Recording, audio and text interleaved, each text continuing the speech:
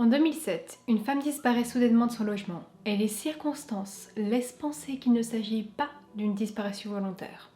Mais l'affaire va s'avérer compliquée à résoudre et il faudra attendre une autre disparition pour enfin apercevoir le début d'une vraie réponse. C'est ce que nous allons voir dans l'affaire d'aujourd'hui.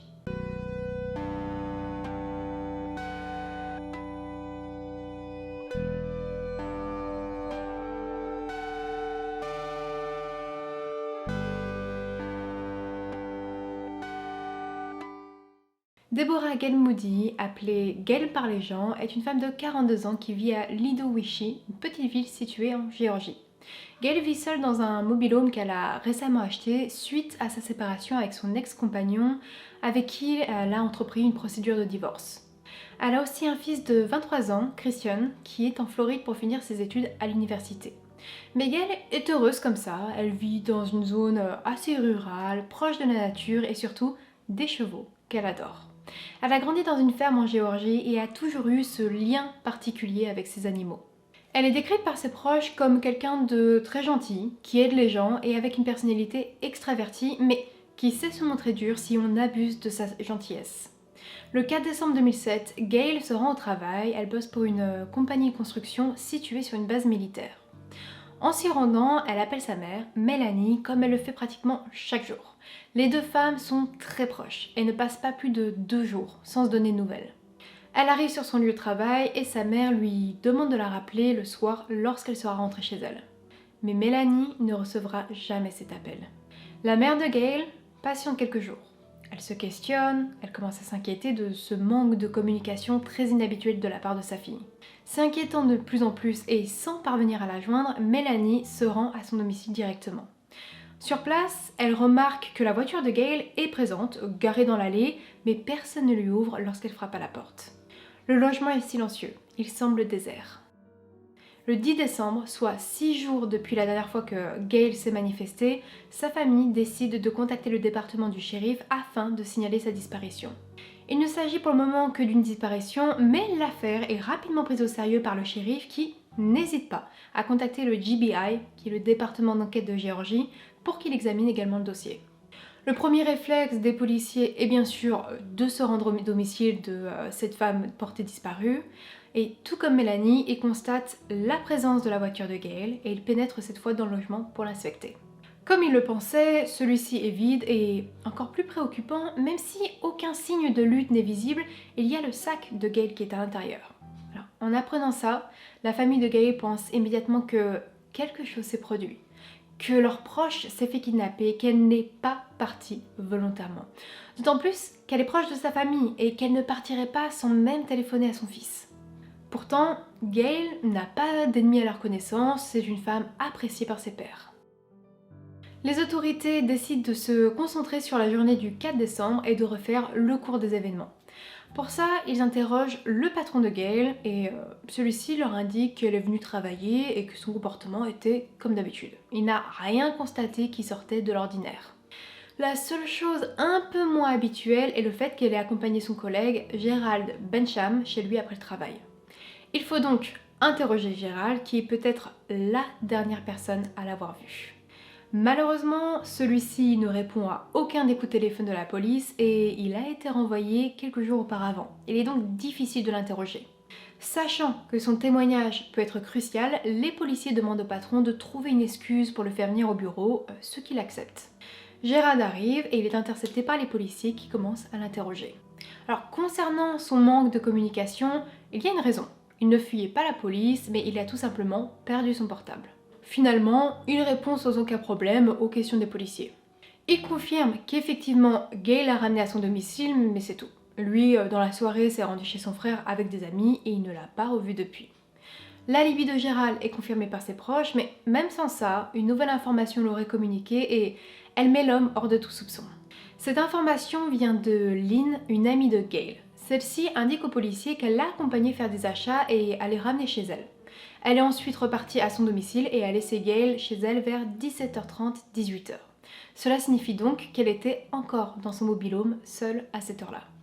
Les enquêteurs apprennent entre-temps que Gail était proche de 2 autres femmes, Laurie Arrowwood et Shelley Lumpkin. Les 3 femmes se fréquentent et sont de très bonnes amies. Elles sont interrogées, elles expliquent que le divorce avec son ex-compagnon Jeff Mooney n'était pas une situation facile. Jeff est le second mari de Gail. Les deux se connaissaient depuis leur jeunesse, ayant grandi dans les mêmes environs. Ils se sont perdus de vue et ont finalement repris contact avant de se dire oui en 2004 et de se séparer 2 ans après leur réunion. Leur mariage était idyllique au début, mais Jeff se reposait beaucoup trop sur Gail qui devait s'occuper de tout en plus de son travail. Les tensions sont devenues trop importantes et ça a conduit à la fin de leur relation. Mais ce qui rend la fin de leur relation compliquée, c'est que Jeff est rapidement passé à autre chose, se remettant en couple avec une nouvelle femme. Alors, cet élément interpelle les policiers, mais pas juste ça. Ils apprennent aussi que Jeff est le bénéficiaire de l'assurance vie de son ex-compagne, un élément non négligeable pour leur enquête. Les policiers pensent tenir un possible suspect, mais leur hypothèse tombe rapidement à l'eau. Jeff travaille pour la garde nationale et au moment de la disparition de Gail, celui-ci était en fonction sur sa base. Il n'est pas le responsable. D'autant plus qu'en se renseignant sur la fameuse assurance vie, les enquêteurs réalisent que la somme est vraiment minime. Le gain financier de Jeff aurait été très faible. Les autorités ne désespèrent pas de retrouver la disparue et ils envoient de gros moyens pour fouiller les environs, les zones boisées aux alentours. La famille s'active aussi, pose des avis de recherche dans toute la ville et rassemble même de l'argent pour mettre en place une récompense. Et en janvier 2008, une autre disparition dans la région est signalée. Meredith Emerson, 24 ans, est partie se promener dans un parc national en compagnie de son chien et elle n'est jamais revenue de sa balade. Assez rapidement, un suspect est identifié, Gary Hilton, un homme de 61 ans qui est interpellé à Atlanta. Le corps de la jeune femme est découvert et celui-ci est arrêté pour son meurtre.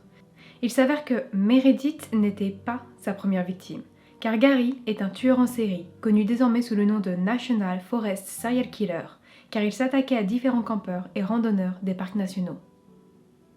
Après avoir plaidé coupable, les policiers tentent de découvrir les autres crimes de Gary s'étant produits en Floride, en Géorgie et en Caroline du Nord. La disparition de Gail est évoquée car celle-ci vivait dans une région rurale, reculée, le genre d'emplacement qui aurait pu attirer Gary. Mais il n'y a rien qui semble le relier à cette disparition et cette piste est mise de côté. Les mois passent, 8 mois exactement depuis la disparition de Gail quand une nouvelle piste émerge. Un détenu contacte la police et il déclare qu'un ancien détenu connu dans la région, Marvin Jeffs, a confessé le crime. En se renseignant sur lui, les policiers découvrent que cet homme a fait de nombreux allers-retours en prison, principalement pour des problèmes liés à la drogue. Mais surtout, celui-ci a été en contact avec Gail car il a fait des travaux de plomberie dans son domicile. Marvin est interpellé, mais après des recherches, des témoignages et des confessions de sa part, il s'avère que tout n'était qu'un mensonge. Marvin racontait ça aux détenus et aux habitants de la région pour se faire mousser, pour qu'il obtienne une réputation de gros dur capable de tuer. Tout est faux. Puis après cette piste, plus rien. Plus de nouvelles informations, plus de nouveaux suspects. Et l'affaire est au point mort. Et c'est ainsi que l'affaire Gail Moody devient un cold case. Mais tout change le 25 septembre 2010.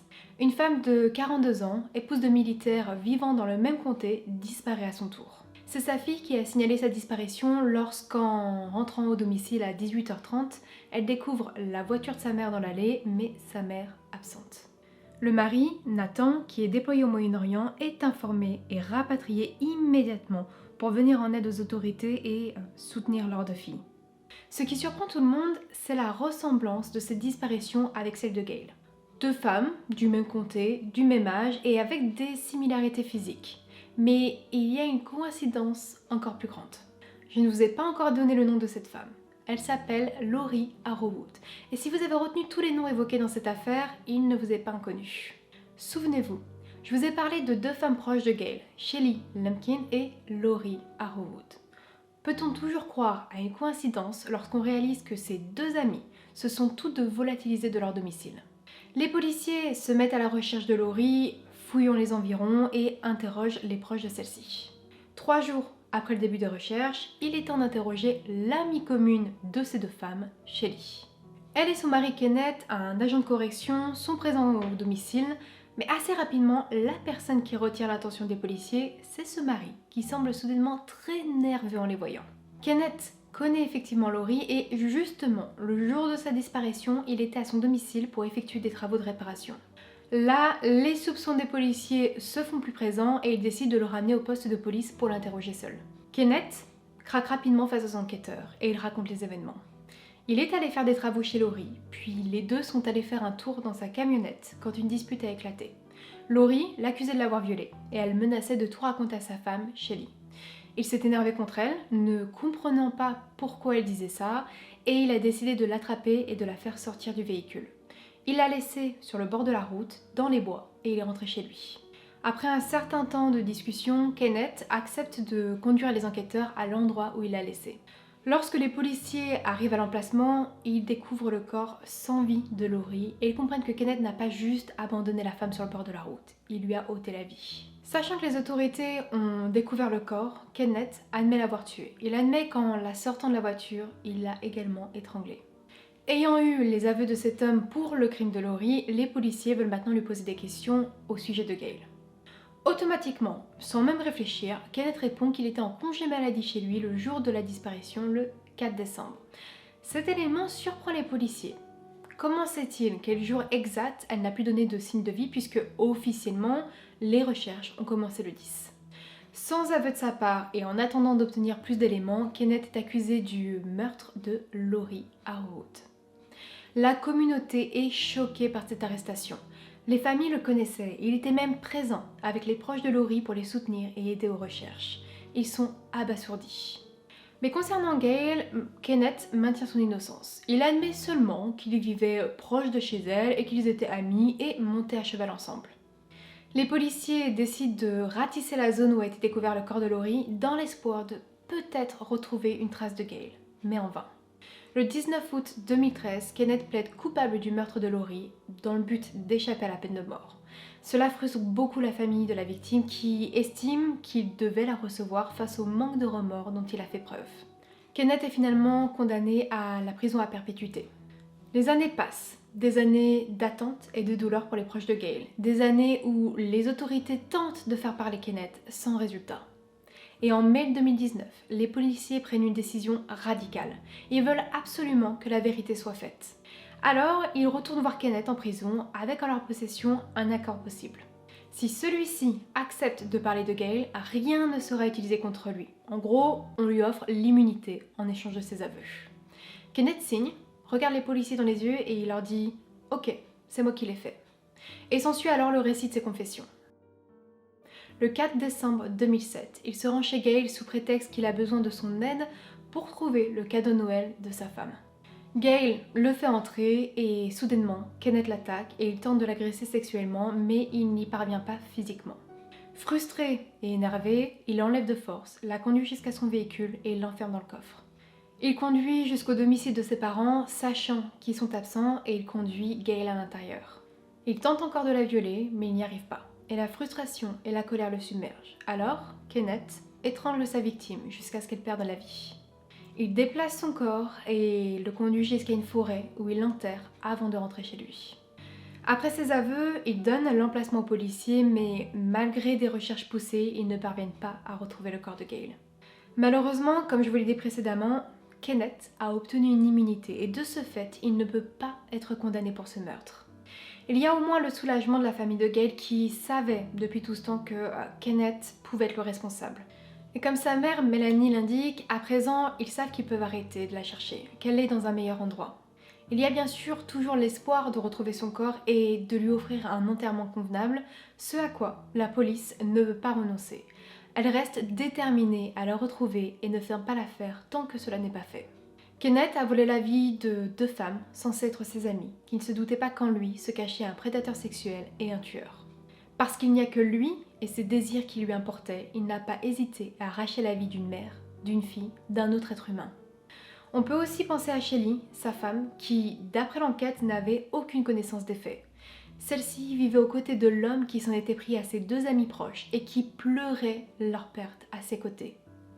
Pour conclure, on peut finalement voir du positif dans le fait que la peine de mort n'a pas été décidée car si sa sentence avait été effectuée, il n'y aurait peut-être jamais eu de confession concernant Gail. C'est tout pour cette affaire, si elle vous a intéressé, n'hésitez pas à aimer la vidéo et à vous abonner pour voir plus de contenu. Nous, on se retrouve la semaine prochaine pour une nouvelle affaire.